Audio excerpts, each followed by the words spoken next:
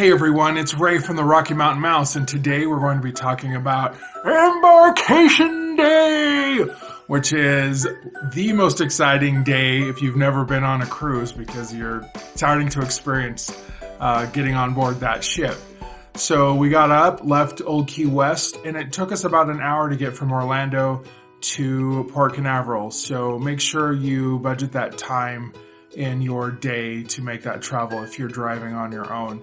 Another thing to keep in mind is to make sure you take cash to tip and to go through the toll booths. I think there were 3 toll booths on our way down, and I'm not sure if they're manned or not, so you might need exact change. You can go and research that online before you go. For me, I go to Orlando enough that I bought an e-pass, which you actually just put in the rental car that you're in, and it just gets you through those express lanes, and it just charges directly to your account. So if you're going down enough, that is definitely a worthwhile investment. I also believe that you get some sort of small discount on the posted rates for those tolls. Now, once you get into Port Canaveral, there'll be several digital billboards or signs on the side of the road that will tell you the cruise lines and which terminals they're departing from. So we just followed the Disney Cruise Line to Terminal 8. I believe it was the first exit off of the highway as we went in. And we just whipped around, and there we were at Terminal 8. And what's amazing is you see that coming into Port Canaveral, you see the Disney ship sitting right in front of you. I believe it's the only one you can see broadside like that. So it's kind of like seeing the castle when you round that corner on Main Street, USA in the Disney parks. And that just little child burst forward. So you get in, and security will direct you the direction you need to go. For people who are being dropped off, you go one way. For people who are actually going to park the car, you go another. They do check your driver's licenses for the adults in the car. They had us roll down our windows so they could verify everything, and they want to know your room number before they let you pass through. So we got through that and went over to the porters. And what they do is they come up to your car and they'll take your luggage, and then that's the last time you see your luggage. It's all getting taken care of, and then you'll just see it at your room later that evening. Again, make sure you have some cash on hand because they don't actually work for Disney Cruise Line, and the tips that you pay at the end of your cruise do not include any of the terminal workers. So they directed us over to the parking garage. And we got a tip from Ashley on Disney Cruisers to make sure you go to the parking garage. Don't park outside of it. Don't walk across on ground level. Get into the parking garage. Get yourself to level 3. They have an elevator bank. And the reason being is there's a sky bridge that goes over to the terminal that you walk over through. And there's a place to get a fantastic shot with the ship behind you. And so that's exactly what we did. We stopped, had somebody take our picture, and off we went. It was a great picture. And I wouldn't miss that opportunity. So make sure, I would even say that if you're getting dropped off, walk back across the street, get up to level 3, and come across the sky bridge just for that photo. You go in after you're across the sky bridge into the terminal, and they have a TSA style checkpoint. You put your bag down on the x-ray machine, and you walk through a metal detector, and it's really quick, fairly seamless. Before you knew it, we were inside the terminal. Now, the terminal is large, it is beautiful, it is well maintained.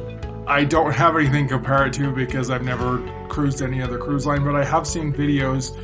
And because Terminal 8 is exclusively Disney, it is very Disneyfied. There was a scale model of the ship in the center. I saw Goofy, I saw Minnie, I think I saw Mickey out there going around doing meet and greets, getting pictures taken. Just a lot of buzz in that large building. And so I expected that we were going to spend more time there, perhaps waiting. But you're in there with 1,000 people, and you think, okay, this is going to take us a good half hour, 45 minutes to get through this line, to get checked in, and then to get into the walkway to get onto the ship. But they are so efficient there. Before you knew it, we were up at the front of the line. They scanned our passports, printed out our key to the world cards, gave us our boarding number, and off we went.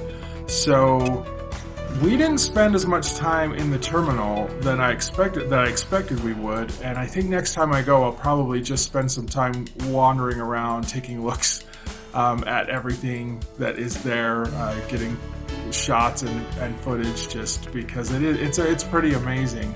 But we immediately got in line, and then you just kind of wind around and you go through this giant Mickey head with ears as you get onto the ramp to take you up to the ship.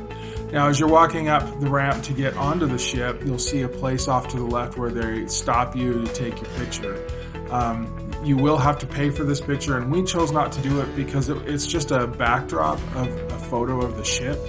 And if you're back on the sky bridge and you took that photo, then there's nothing better than the real thing. And so we just kind of veered off to the right and went straight up to the ship. So you're going to save yourself some time and some money that way if that's not super important to you, and you can get those photos other ways. So we walk up, and this was such an exciting trip. Not only do you just have the anticipation of walking up towards the ship, and then you see the hull, and I touched it like I do. I patted it like I do when I get on an airplane. And then they hold you, and then a crew member is standing there and will ask your family's name. And then they announce you as you come on the ship, and then they have two lines of crew members in their formal uniforms clapping and cheering you on, and it was so exciting. We were high-fiving the cast members as we came on, and just again, a magical way to start your cruise. I don't know if other cruise lines do that, but if they don't, they should, because all of a sudden you're like, yeah, I dropped $1,000 on this, I'm good. But you walk on the ship, and it's immediately you're in for something special. It is immaculate. It is well designed. I think it's an Art Deco. I could be wrong, but it just feels classic. It doesn't feel modern and contemporary. It feels classic cruise liner, I'm guessing, but it just feels that way. There was a large chandelier that's a piece of glass artwork hanging from the ceiling in the atrium lobby, and you just begin to absorb it. And there are just so many people buzzing around, but it's an exciting buzz. People are just checking out the ship, and you just see smiles on everybody's faces, and you just get a sense that this is really going to be an experience to remember. One thing that you'll want to make sure to do is, as soon as you get on the ship, they have an open house at the kids clubs, and you'll want to go down and check out those kids clubs. Now, we had kids in our group, and so it was important to get down there and show them around, have them walk around with their parents and get acclimatized to it. But it's amazing. They are amazing. They have a Star Wars area. They have a dance floor, Toy Story area. They had a Disney Infinity room so the kids could play video games. Just amazing. So go down and get to see that, because if you don't, and they open the kids club so the adults are no longer allowed, so it's just the kids. So make sure you go see that. And that is one of the first things our group did when we got on the ship. They also went to the nursery because we did have a baby that was going to use the nursery at a certain point in the cruise. So again, just all Disney, all fun, all exciting, all magical. So make sure you get to go and do that. After that, this was another tip we got from Disney Cruisers, was to make sure you ask if there's a dining room open on Embarkation Day. And that's one of the standard restaurants inside the ship. Because what everybody does is they run up to the pool deck and go to Cabanas, which is the buffet, and apparently it's mayhem up there. You're trying to find seats, you're fighting for the food, because the whole ship is there at the same time. And so they don't advertise. I didn't see anywhere where they said, there's a dining room open. There's no sign. So what you need to do is go ask a cast member. Sure enough, that's what we did. And the cast member said, yeah, our artist palette is open. Animator's palette. I'm starting to forget the names of it already. Animator's palette is open, so just head on down this hallway. So that's what we did, and we got down there, and I would say Animator's palette was about a third full. So we got seated immediately. We had wait staff come to you. It's great because the kids are sitting there not waiting for you to get them food, and you're not juggling plates. So we just sat down and ordered from a menu, and before you knew it, on the first day of my cruise, I'm eating steak.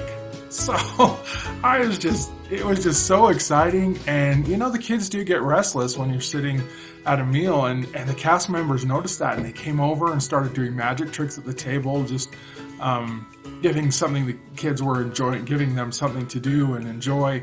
And I just can't say enough about that tip is go to the dining room, skip cabanas. You have the rest of the cruise to go up to cabanas, and it probably won't be as chaotic as the first day. And it was just such a relaxing way to start the cruise. And we just sat there and said, it's already worth it. We'd only been on the ship for an hour and a half maybe, and I was asking my friend Shyla, because she's been on several other cruise lines, and I said, how does this compare? And she just said, there's no comparison. There's just no comparison already. So we were like, yeah, we scored with Disney Cruise Line. After we ate lunch, we went up to our rooms. They were ready earlier than they normally are because we were on the first sailing after Hurricane Dorian. So I'm sure the cruise had been prepped and ready for a few days. So we got straight into our rooms. The room attendant came in and met us, introduced himself, told us that if there was anything we needed, just to let him know. We actually did need some things, and he went and attended to it right away. Came right back. It was amazing, and it was so nice to meet the person that does basically the housekeeping and the turn down services, and we interacted with him the rest of the trip. It was awesome. Then after that, you have to go to the muster drill or the safety drill that they hold. It's mandatory. Here's another tip we got is do not go down to muster drill until you hear the alarm. I'm the kind of person that if I need to be somewhere and I've never been there before, I want to be early, scope it out, make sure I'm not the one dragging the party down. But we came prepared with our tips, and we waited for that alarm to sound, and sure enough, you'll get 7 short beeps and a long one, and that's the indicator the muster drill started. So you just head down the stairs. Cast members are there to guide you down. I don't believe they allow you to use the elevators. You have to walk down the stairs. So we got down to, I think it was deck 3 or deck 4, where the muster stations are. You're a level below where the safety boats are, and we got there, they scanned us in, lined us up, and before you know it, we were all accounted for, and they had the muster drill. It just didn't take long at all. It wasn't painful. It was fun. The cast members make it as enjoyable as possible. Kids didn't get restless because we didn't show up early, and then off you go. Sail away party is amazing. Disney touches, lots of dancing, lots of characters, and then a countdown to the horn, and off you go. You're leaving Port Canaveral. 4, 3, 2, 1.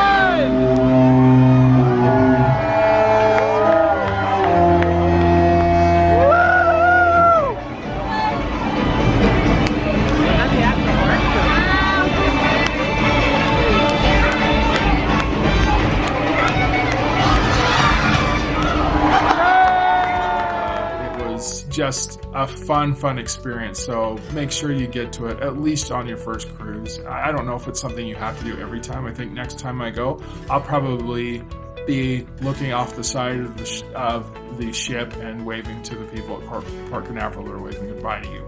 Then the rest of the day we spent just kind of exploring, looking around. We went back to the room, took a nap. It's just a relaxing. It's so different than any other Disney trip I've been on because it is low stress.